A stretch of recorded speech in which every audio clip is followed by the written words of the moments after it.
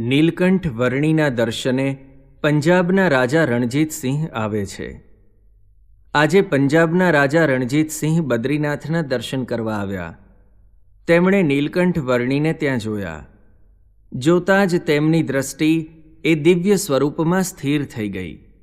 તે એક ડગલું પણ આગળ ચાલી શક્યા નહીં. વર્ણીએ તેના તરફ જોયું એટલે તરત જ તે બદ્રીનાથના નિજ મંદિર તરફ જવાને બદલે વર્ણી તરફ ચાલ્યા. તેણે વર્ણીના ચરણ કમળમાં સાષ્ટાંગ દંડવત પ્રણામ કર્યા. સૌને આશ્ચર્ય થયું. નીલકંઠ વર્ણી બદ્રીવનની વાત પોતાની પાસે બેઠેલા શ્રોતાઓને એકધારી કરતા હતા. નીલકંઠ વર્ણીનું સ્વરૂપ જોઈને તેમની વાણી સાંભળી રાજાનું મન ખેંચાયું હતું. તેમણે નીલકંઠ વર્ણીના પગ પકડી લીધા. સ્તુતિ કરતા તેણે કહ્યું, હું આપને હવે છોડીશ નહીં.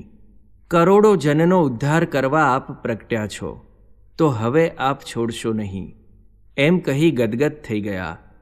નીલકંઠ વર્ણીએ તેનો ભાવ જોયો, પણ તેની અંગ સજાવટમાં તેમને રાગ દેખાયો. નીલકંઠ વર્ણીએ તરત જ તેને કહ્યું, અમે તો ભક્તાધીન છીએ. તમે ભક્ત થાઓ તો આધીન થઈએ. પણ અમે જોગી અને તમે ભોગી, બંનેનો સ્વભાવ કેમ મળે? અને સ્વભાવ મળ્યા સિવાય અંતર પણ ફરે નહીં. નીલકંઠ વર્ણીની વાત સાંભળી રાજા રણજીતસિંહ ઉદાસ થઈ ગયા. પરંતુ તેમનામાં મુમુક્ષુતા હતી. તેથી તેણે તરત જ હાથ જોડીને કહ્યું, મહારાજ, આપ જે કહેશો એ નિયમ હું રાખીશ, પણ આપ મારા અંતરમાં અખંડ રહો. રાજામાં તેમણે ભક્તિભાવ નિહાળ્યો. તેથી તેને કહ્યું, રાજન, અમે ગંગોત્રી તીર્થ કરવા જવાના છીએ. ત્યાંથી તમે જ્યાં હશો ત્યાં તમને મળશું.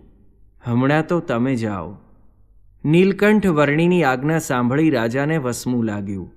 તે ત્યાંથી નીકળ્યો તો ખરો, પરંતુ શરીરમાં જ્વર વ્યાપી ગયો. નીલકંઠ વર્ણીની સ્મૃતિ કરતાં તેણે પણ તેની યાત્રાની મજલ શરૂ કરી.